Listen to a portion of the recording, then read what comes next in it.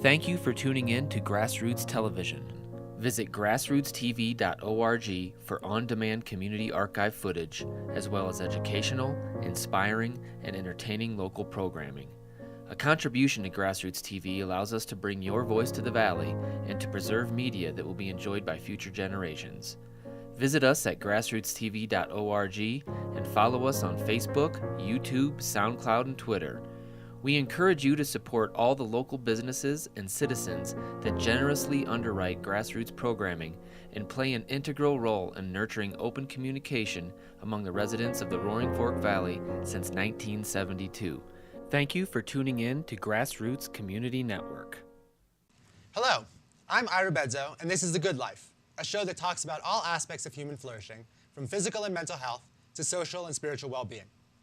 The topic of today's show is eldercare and living life more fully. And I will be speaking with Dr. Jules Rosen, who is the Chief Medical Officer of Mind Springs Health. Dr. Rosen. Hello. Hello. First off, thank you for coming today. Before we begin talking about eldercare or geriatric medicine in particular, just tell me a little bit about Mind Springs Health.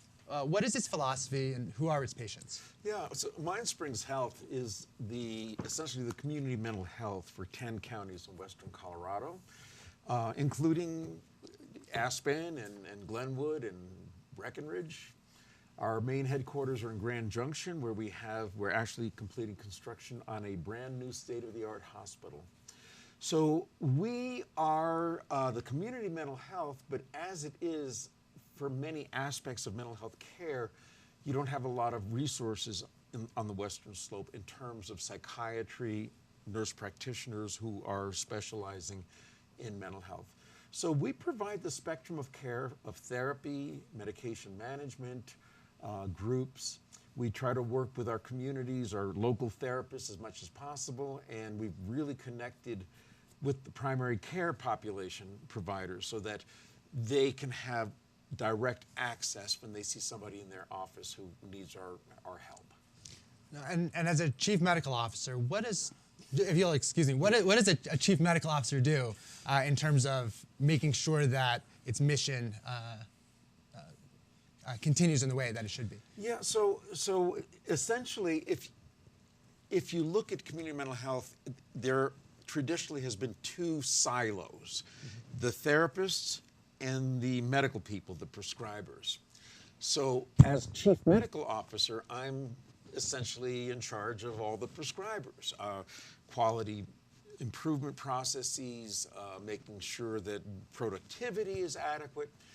What we're doing at Mind Springs that I think is pretty unique is we're removing the silos, because we have developed a philosophy that the best care, the most effective care and cost-effective care is when you combine the therapy, the medication management, using other experts like peers. And we've developed a peer training program, and we have an amazing cohort of people who are in recovery of mental illness, substance abuse, who are now professionals working with us, and it's such a powerful workforce. So really putting together treatment teams to help people as they struggle through a behavioral health or a mental health problem. Right, so that's really interesting. And one question I would want to ask is, it used to be that psychiatrists used to engage both in treating medicinally and also engaging in therapy. Yeah. And then, whether it be because of insurance or specialization and so forth, therapy really went to psychologists or other types of psychotherapists, and psychiatrists really became psychopharmacologists. Right. When you say that you're now integrating that type of treatment into teams, does that mean you're still maintaining that new division of labor between psychopharmacologists and therapists? Or is that integration now being, even in the medical side, the recognition that therapy is the other side of that same coin, if you will? Yeah, so, my personal belief is that the greatest advances in mental health in the last 15 years have been in the psychotherapies. The medications have really been Me Too's, and you have some new techniques which are encouraging, like transcranial magnetic stimulation and other things. But the greatest advancements have been in the evidence-based therapies.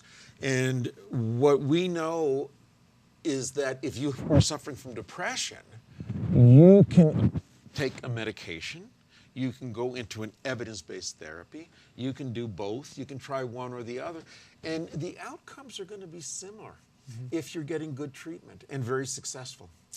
So I know this doesn't necessarily talk about Eldercare, though it gets to it. We'll get there. But when you talk about evidence-based medicine with regards to therapies, it's a lot easier to look at evidence-based when you're looking at the neuroscience of psychopharmacology. It's much more difficult to set up tests to look at how therapy and behavioral therapy is evidence-based. There's just a lot more factors to deal with.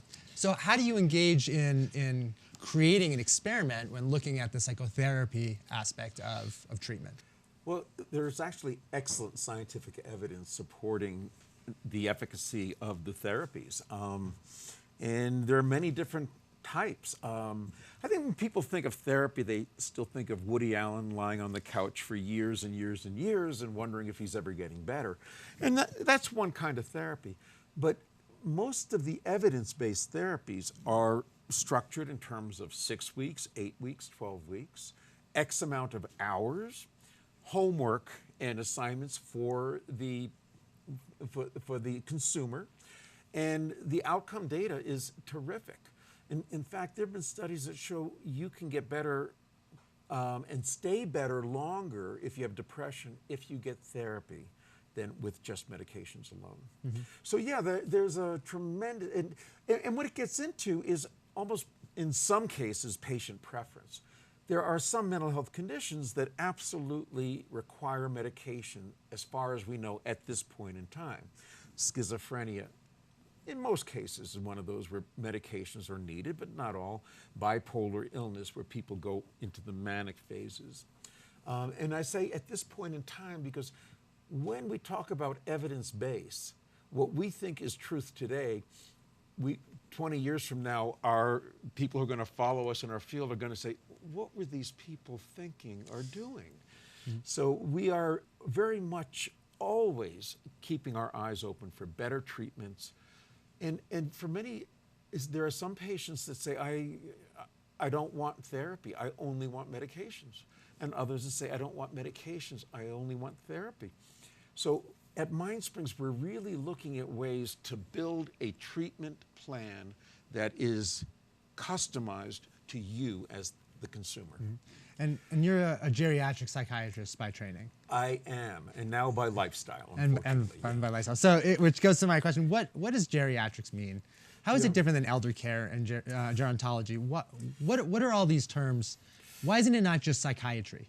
Yeah. Well, first of all, as people age, their physical, their emotional, their social conditions change. And what geriatric psychiatry does is it really is at the crossroads of medicine, neurology, social work, what is happening with retirement and bereavement, and what's going on in terms of your emotional response to all of these things.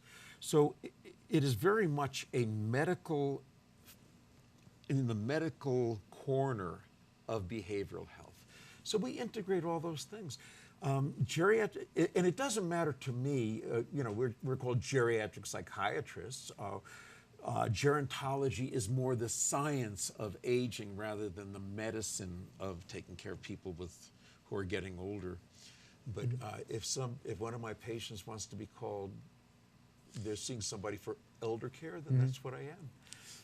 And what age do people start going to see geriatric specialists as opposed to a general practitioner? Yeah, so it's very simple. You have to be 1 year older than me. So seriously, I never put an age on it. And this is very relevant to what happens in our mountain communities. I have seen people in their 30s with early onset Alzheimer's disease or severe genetic problems, and they, at an earlier age, have the aging issues, okay? Mm-hmm. Whereas you have people living in the mountains who might skin up, the mountain every morning, and they think they have the body of a 30-year-old, and in some aspects they might, but their cells, all their cells don't necessarily know that. So they are also aging but somewhat differently. Mm-hmm. So in terms of when somebody needs a geriatric psychiatrist versus a general psychiatrist, it really depends on the person and what's going on. So I may be setting up a false dichotomy, but Yeah. is aging really about the lifestyle one has or the physiology one carries with them? Or better yet, what is the relationship between those in terms of the aging process? Well, what we know about aging is that, number one, at this point in time, science has no means of stopping it, okay? So part of how we age depends on our genetics. Some people have gray hair at an early age. Some people have no hair at an early age. Other people can keep their hair or the color of their hair well into late life. If you think about that analogy, those variations are probably true of many other cells within our body. So how is your liver aging, your kidney? What we worry about mostly is how is our brain aging and how is our heart aging, because these are the things that most of us are very aware of as each decade passes. No, it's funny that you say that we worry about how our brain is aging and how is our heart aging, which sounds very medical. I'm not disagreeing. Right. If I was a patient or just a person thinking on the street, I would think about aging not necessarily in terms of my brain aging, but more of my mind getting older. So Okay. how do you look at the relationship between brain and mind when it comes to psychiatry? Number one, to me, there is every function that our mind does is done by the brain. Every thought we have, every emotion we have, I hate to put it like this, is a biochemical reaction. Does that mean in order to enhance our thinking or improve our feelings, we have to use biochemistry?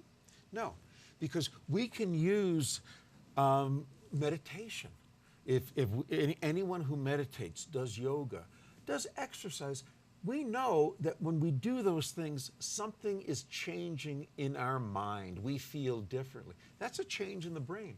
So to me, there's no dichotomy. And I know a lot of people think, well, and people use the term, they have a chemical imbalance.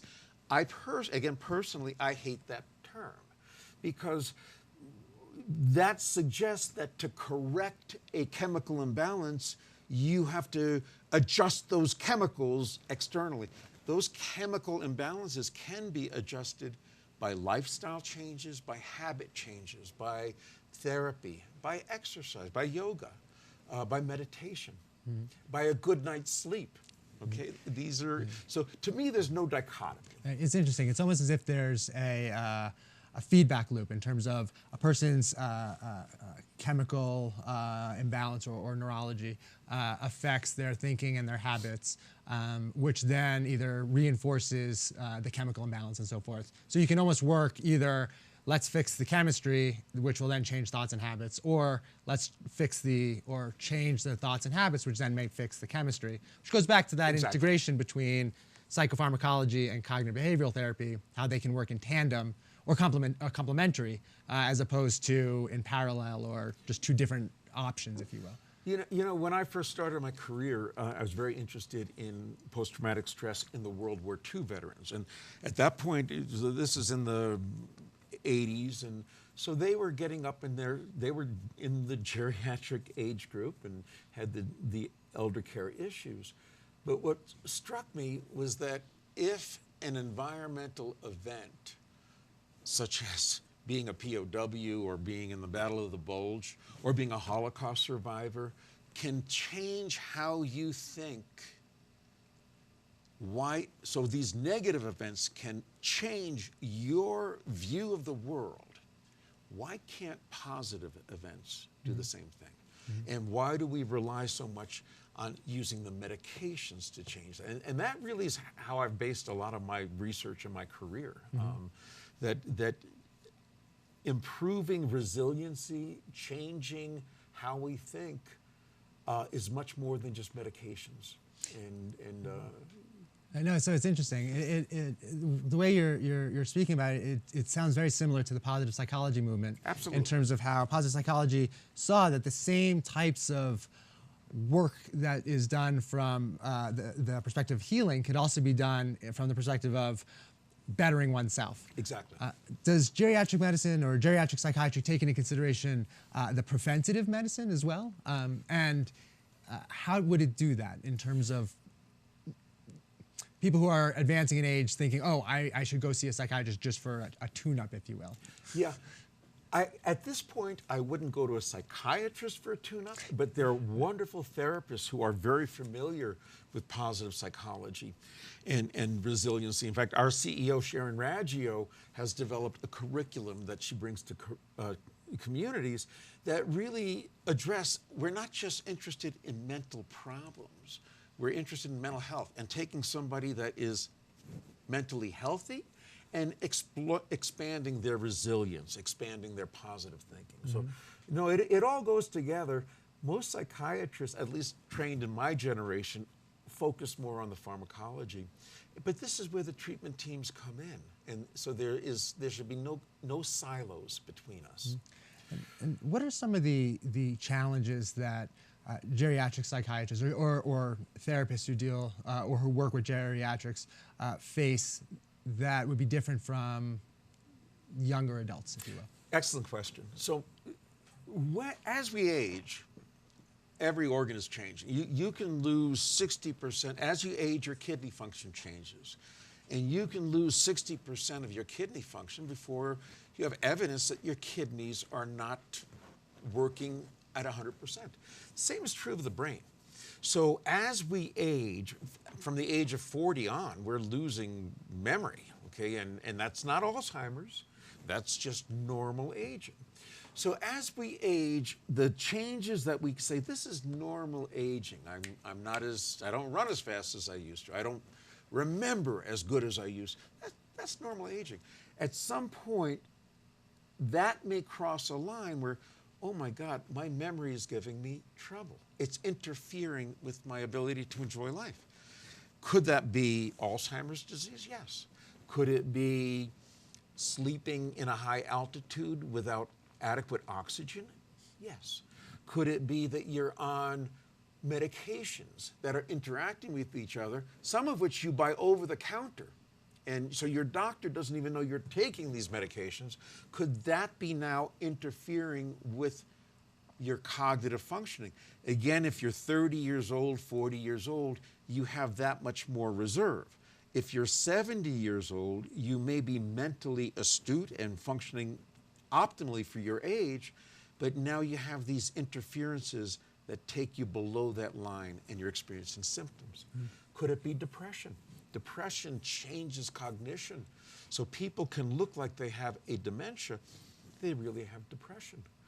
And late life depression doesn't always look like younger life depression. In fact, the most common presenting symptom of late life depression is I feel sick. Not I feel sad or I feel hope, I feel sick. And their primary care docs may turn the world upside down trying to do tests. Why are they feeling so sick? Until they think, well, could this be depression? The most common presentation of late life depression is somatic complaints, complaints that I feel sick. So is a lot of the examples that you gave seem to deal with biological issues or senescence. Are there social factors or environmental issues that elders face or the geriatric population face that cause mental illness to be more prevalent, or certain types of mental illness to be more prevalent? And how does that affect geriatric psychiatry? First of all, as people approach their elder years, they tend to retire. Some people are ready to retire, and others haven't given it a thought. And this can become a trigger for anxiety and depression. The medical problems that are more common as people get older, whether it is type 2 diabetes because you are eating improperly and your weight is too high, hypertension where your blood flow, you're having mini strokes and you don't even know about it. All of these medical things change our brain, which alters our thinking and can expose us to depression, anxiety, confusion, dementia.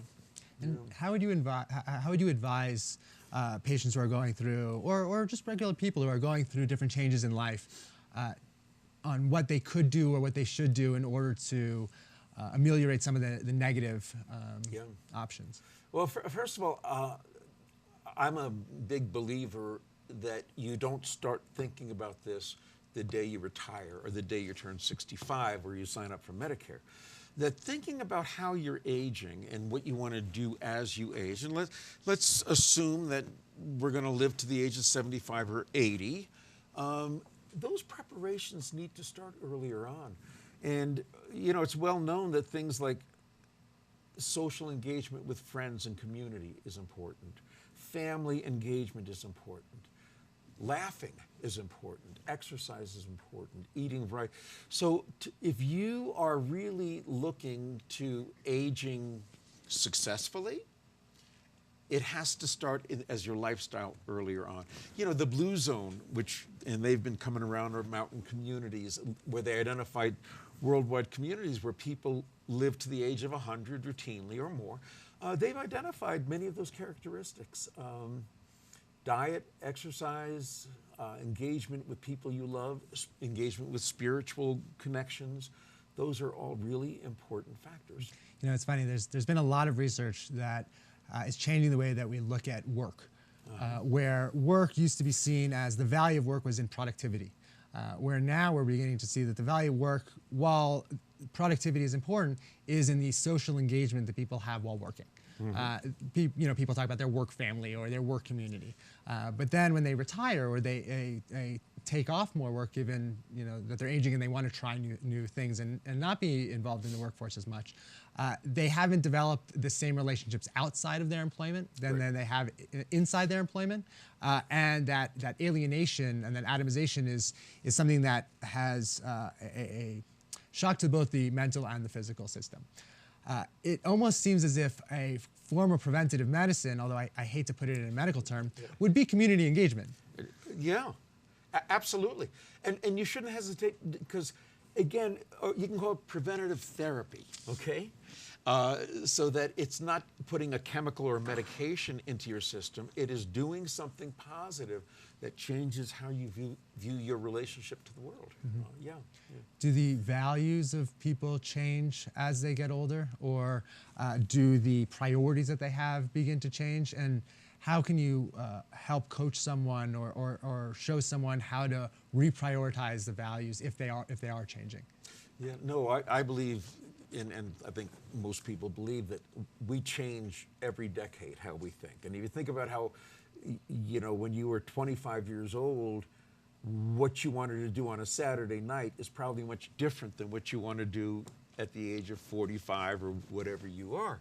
And as you become 65, as people age, they're in this many theories about this, but we do look back at our lives and what have we accomplished, whether it's financially, socially, our families, and people tend to look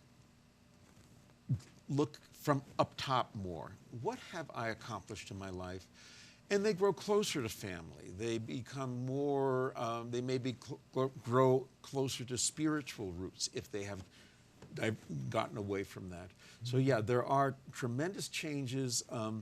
It is not unusual that if I'm seeing somebody with depression who has been struggling with their retirement and perhaps bereavement, because that's the other thing that happens as people get older, they're more likely to be immediately impacted by a family member with bereavement. Referring them for spiritual support is a routine of mine. And you don't need a psychiatrist. You need to speak to somebody that can help you get back into those roots. So not from the provider perspective, but from the patient perspective, how does economics versus changing in values and priorities affect their decision-making when it comes to the options or the choices that they have in their healthcare? Yeah, I'm not sure I understand the question. So most people... Like I'll give you an example. Yeah. For example, if people are no longer working, yet they're not old enough for Medicare, right? They may have an issue in terms of the finances, whereas it may be that it's not necessarily finances that affect, but what they used to think in terms of, oh, I would never want to get old and live as an old person. Now that they're aging, they're like, oh, living as an old person isn't so bad. That would be a change in values that might change their medical decision making. Right, right. And right now, if I'm hearing your question correctly, right now, if people say, you know what, I don't need to make any more money, I want to retire at the age of 58 and enjoy my family, enjoy my life, they may be inhibited from doing that because of the cost of health care. Mm-hmm. So the fact that our health care is so tightly linked to our job, our vocation, that can very much change how people think about retirement. Mm-hmm. Does that affect how medical providers are looking at the different alternatives that patients have as well? Or do medical providers not want to say, look, we want what's best for our patients, we don't want to take economics into consideration, but economics will, just by virtue of the ability for patients to comply or not, need to be taken into consideration. So how does economics then affect the different alternatives that providers would tell their patients about? You know, excellent question. Mm-hmm. I am not sure how often a provider, whether it's a physician, nurse practitioner, or a therapist, actually think about the finances of what they do, except how it affects them. Mm-hmm. So, and we see this all the time where people will come out of a hospital on a set of medications that their insurance won't pay for. Mm-hmm. So you've stabilized them in the hospital, not understanding that when they go back to their Medicaid or Medicare or whatever, their formulary may be restricted. Mm-hmm. Even in terms of treatments, I am not sure, and this has been my interest as a professor at the medical school in Pittsburgh and the business school. I've always been interested in the relationship between the clinical effectiveness of evidence-based care, as we know it today, and the financial impact. Because until you can show a healthcare system that providing this newer evidence-based method is also to the financial benefit, that it's not just doing more needless tests or more clinical tests or anything like that, I think you're going to have trouble catching on.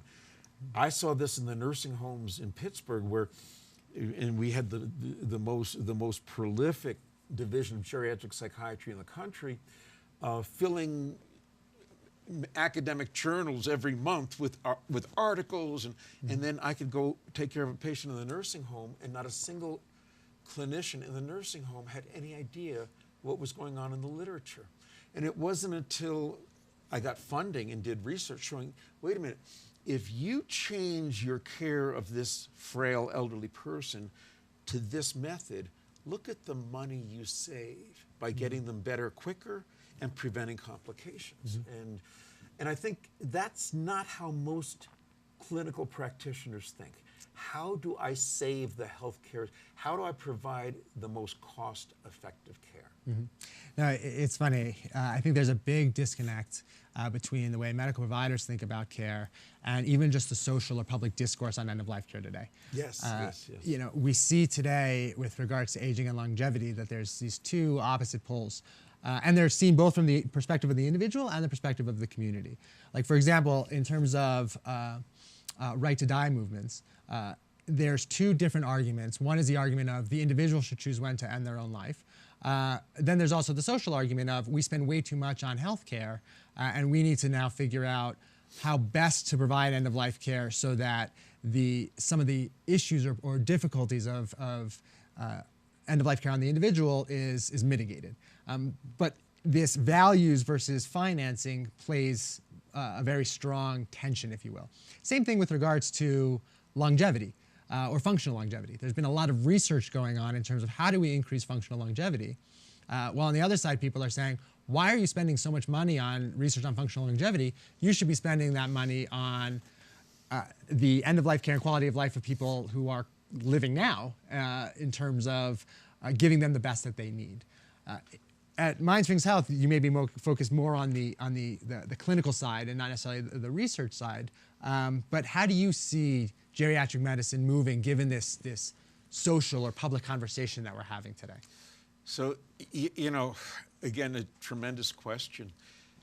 And I lived this. But my mother, who passed away, she went through years of in and out of the hospital in congestive heart failure. I knew from the data that her prognosis that she will survive with the next 6 to 12 months is minimal. She stated many times, I don't want to die in a nursing home. I want to die in my home. So if she were my patient and the family was sitting there, I would, here's the data, and this is your mom's wish, and let's talk about what is important to your mom at this point. When it was my mom, it was a very different story, and I couldn't separate the mind and the heart. So this is something that, again, like I was talking about with retirement, this can't wait until we're in a situation, because the mind and the heart are going to get so confused. These are dinner table conversations that you may want to, that primary care docs should be included in. If you are of a religious bent, your clergy members.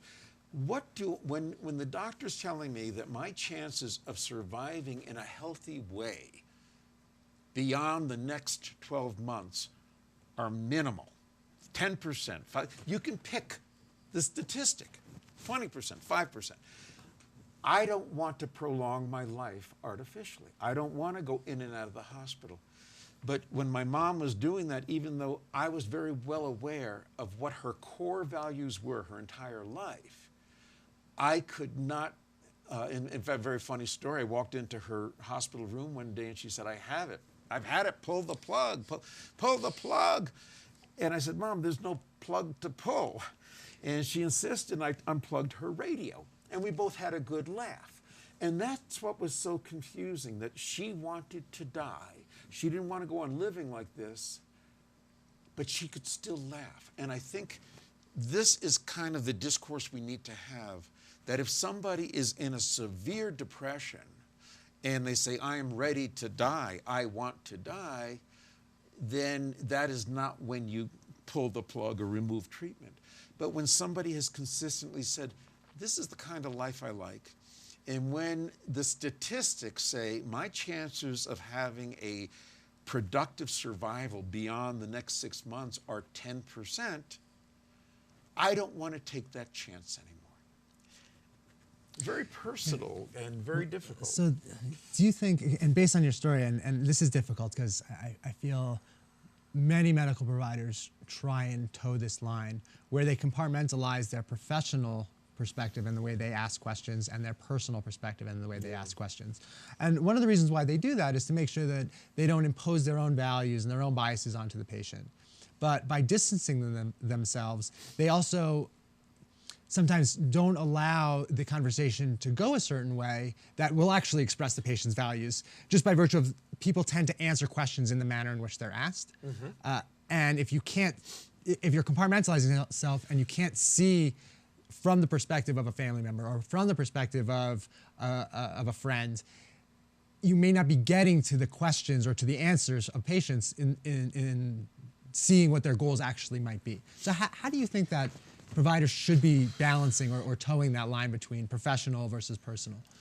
First of all, there's a time factor. And again, I talked about my mom. I got a call at 3 o'clock in the morning about my dad in the hospital. And he just had an event where he had pneumonia. And at 3 o'clock in the morning, the doctor says, should we just put him on comfort care? And my response was, this is not a 3 o'clock in the morning discussion. Okay? So it is the time factor. From a physician or provider or an expert point of view, we struggle with this, where you have some doctors that say, this is what you need to do. This is what I'm telling you to do. If you don't do it, go find another doctor. Then there are other ones that say, well, I don't want to tell you what to do, and this is a person. There has to be a middle road. And with that, the story I told you about my mom, I tell to patients and their families, because they need to know we all struggle with this, and even someone who is self-identified as an expert still struggled with it and maybe did not make the right decisions at the right time. So I find it takes that personal connection. Most psychiatrists still have that Freudian wall. I do not believe in that. That if you're going to be helpful to people at that point in their life, they have to know they're talking to a real person who struggled with their own issues around this. And now at my age, I experience some of those issues myself. And so I think the end-of-life issues is something that cannot start in the geriatric years. The discussion has to be a lifelong discussion. And you asked me earlier, do things change as people age? Your end-of-life decision-making and thinking can change every decade, depending on where you are. But that discussion has to start earlier. Well, Dr. Rosen, I want to thank you so much for speaking with me today. This has been an enlightening and a very nuanced conversation. We touched on a lot of topics. It seems as if geriatric care runs the gamut from much earlier than I expected all the way towards end-of-life care with all of the factors that it involves. So I want to thank you so much for coming in and speaking. It was my pleasure. And if I could say one thing in conclusion is that our mountain communities have excellent primary care. What is missing in many of these communities is the geriatric slant. So even though these guys can still ski, you know, the double black diamonds, there are aging issues that could be under the surface and could be improved if addressed earlier. No, thank you. And to our audience, we hope that with this show, you've come a little closer to achieving the good life. Thank you for tuning in to Grassroots Television. Visit grassrootstv.org for on-demand community archive footage, as well as educational, inspiring, and entertaining local programming. A contribution to Grassroots TV allows us to bring your voice to the Valley and to preserve media that will be enjoyed by future generations. Visit us at grassrootstv.org and follow us on Facebook, YouTube, SoundCloud, and Twitter. We encourage you to support all the local businesses and citizens that generously underwrite grassroots programming and play an integral role in nurturing open communication among the residents of the Roaring Fork Valley since 1972. Thank you for tuning in to Grassroots Community Network.